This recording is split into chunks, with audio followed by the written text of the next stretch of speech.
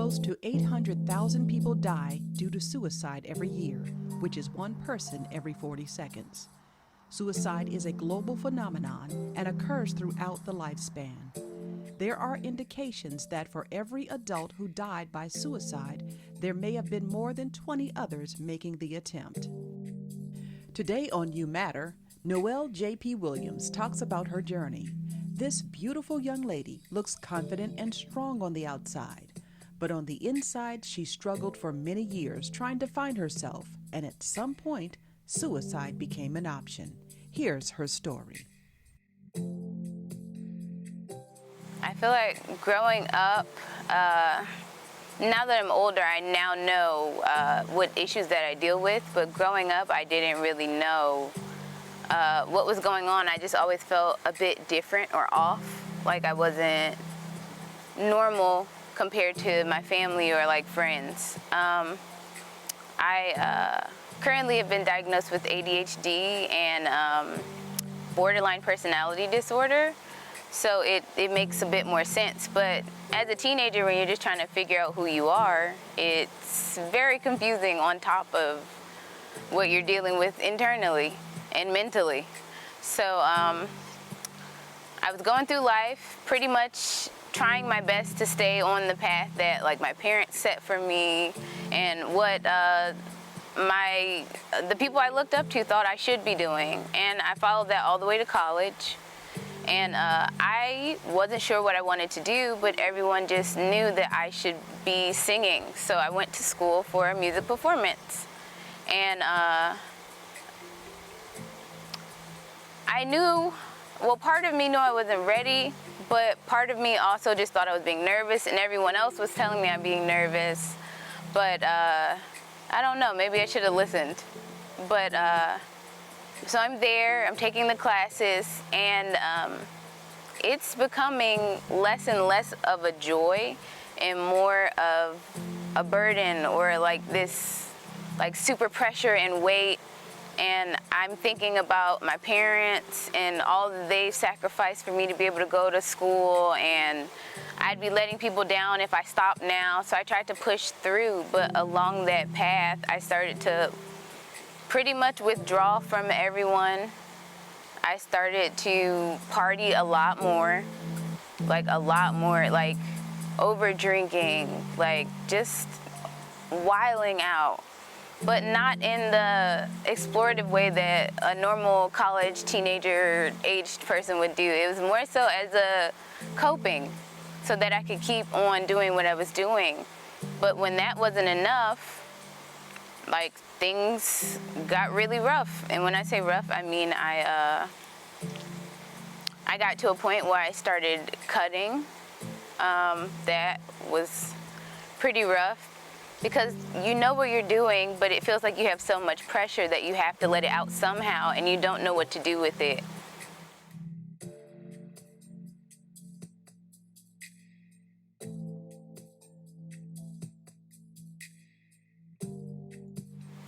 It's not like anybody put anything in my head. It just kind of came. It got pretty bad. I stopped really talking to people. My temperament was all over the place. I was angry one minute and super excited the next. It was a lot going on. I stopped talking to people. I had a boyfriend at the time. We ended up breaking up, so that also exacerbated things a lot. I just worked a lot and at my job, and I stopped really going to classes and everything. I stopped taking on as many hours at work. I stopped pretty much doing everything that I loved to do or liked to do before. I stopped trying things. I would talk to my parents less. It was pretty rough. So it got to a point where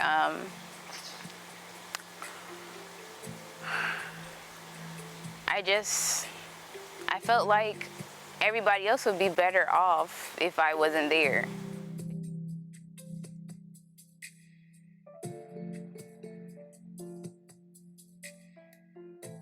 Then that way I wouldn't disappoint anybody. There would be more so, or at least the logic in my head told me this, there would be a period of sadness, and then everybody would move on eventually, because people pass away all the time, or at least that's what I thought in the moment. You know, people mourn and then they move on because they have to. Life doesn't wait for anybody. So that was a lot what I was thinking on, and I started thinking it more often, definitely. I feel like my conversations with people were more pessimistic, and I've never been a pessimistic personality type. I've always been super happy-go-lucky, like mostly optimistic, like, oh, it'll be fine type of person. But I stopped being that person. I stopped wanting to come home also, see my family, just because I knew, I like tried to distance just for safety, you know. I don't know. It made sense to me in the moment. Now looking back, it seems kind of foolish, but it made sense.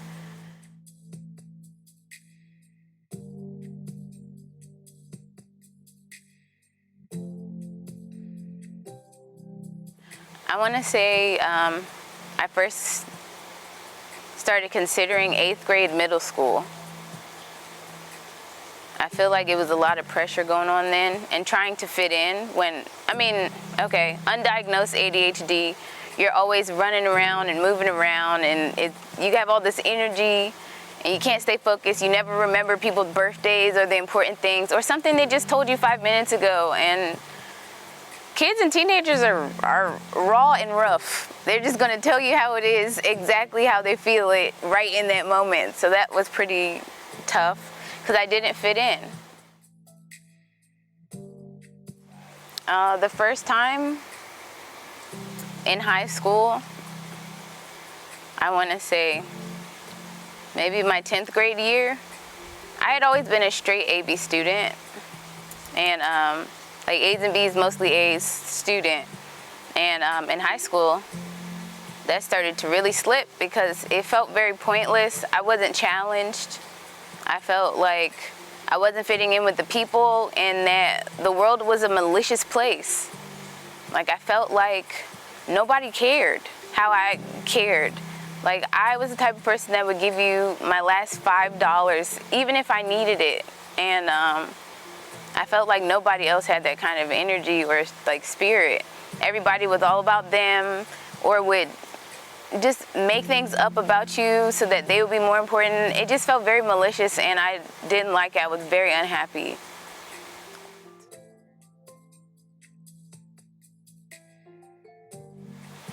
I think it would. I think it really would have, because in those times when I felt that way, I felt like I didn't have anybody, or nobody understood what I was going through. I felt like, yeah, you have your family and they check on you, but in the day-to-day movings that we have, it's hard to feel seen or understood. It's very rare. So I think it definitely would have made a difference.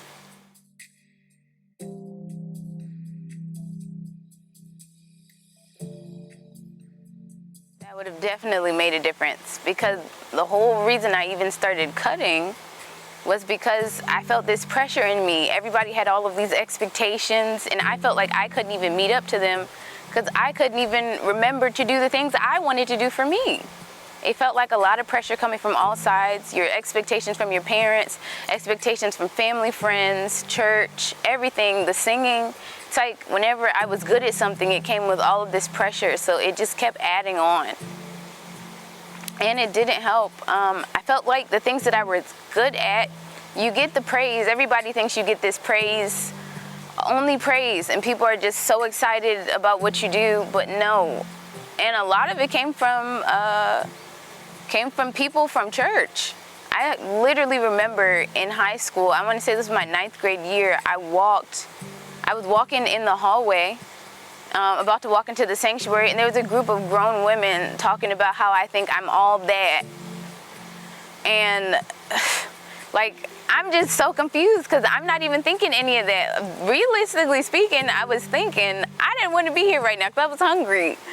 I'm not thinking about any of that, all that, or about me. So it was, yeah.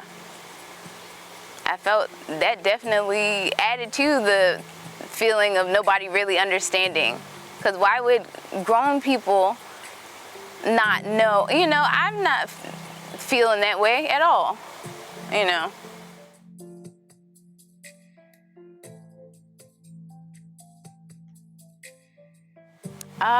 Doing a lot better. I've started going to therapy after, so in college, I attempted and it didn't work out.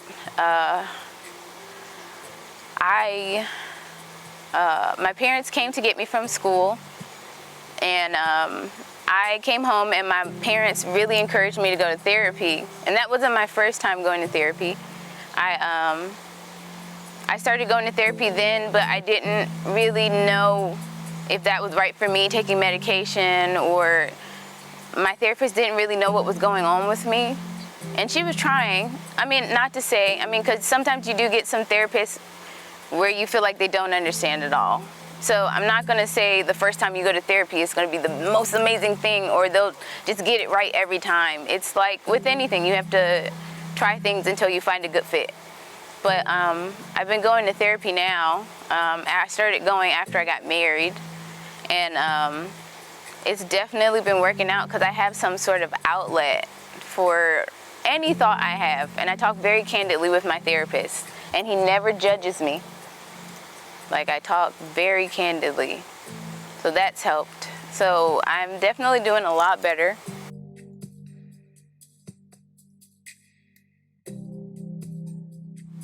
I was married within the last 2 years. I was home. I felt alone. My husband was deployed. We were going through a rough patch. I couldn't find a job. I'm in this new place, like halfway across the country, by myself in this big house. I'm nervous and anxious all the time because you hear noises in the night and you're just by yourself. You're a lone woman. You're thinking, what can I do? You just worry. And I just remember I felt like I didn't have the support. My mom would call and check on me, but it's not as much as she did now. And but I definitely felt alone there, and I felt like I felt like there was no reason. My husband would be better off if I wasn't there, so I wouldn't stress him out. My parents would be better off. I wouldn't stress them out because they're worried because I'm across the country, and I just felt like life was too hard. And I felt like it had been hard for a long time. So I had some prescription medicine, and so did my husband, so I took some pills. And I remember getting sleepy, and I feel like right toward the end, when it started to get really hard for me to stay awake, I kind of just, I panicked, and I made myself throw up. So that time I actually stopped myself, because it's like I heard a voice that was telling me, you're not done yet. Like, there's something else for me to do. And I don't know what it is, because I feel like I'm trying to find my purpose, or like what I'm meant to be doing. But I felt like I heard, I don't know. Yeah, I felt like I heard something, and it was just like, you're not done yet. And it scared the crap out of me, like, pretty much. So, yeah.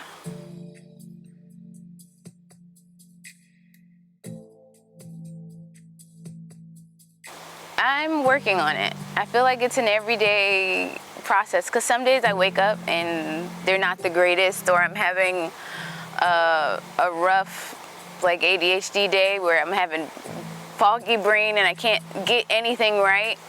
So I'm learning to give myself grace and understand that every day is not going to be the greatest, but that doesn't mean that I should give up. Also, funny thing, after the second time, I had a conversation with Jesus. I was on my knees and I was crying, and I was just so sad and heartbroken. And I was like, Jesus, I don't know what you want me to do, but obviously it's something, because every time I try to leave, something gets in the way. So there's got to be something. So I told him, I said, if you keep me and you guide what I'm doing, because obviously I don't know what I'm doing here. So I'm like, if you keep me, then I'll promise I won't try again. I will give every day a try. Like, I will give every day an effort to try to further whatever you want me to do, or be where you want me to be, speak through me, like, pretty much.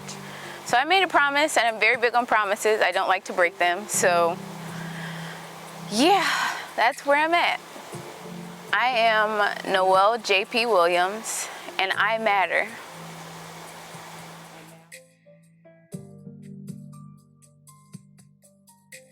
According to the National Institute of Health, suicide is one of the leading causes of death in the United States. If you are in a crisis, call the toll-free National Suicide Prevention Lifeline at 1-800-273-TALK. That's 1-800-273-8255. Available 24 hours a day, 7 days a week. This service is available to anyone who calls. All calls are confidential. Sources and statistics are provided by the World Health Organization and the National Institute of Mental Health. If you would like to share your story, go to www.simonewalker.com and send an email of interest. If you would like to sponsor a show, call 240-463-2274. That's 240-463-2274.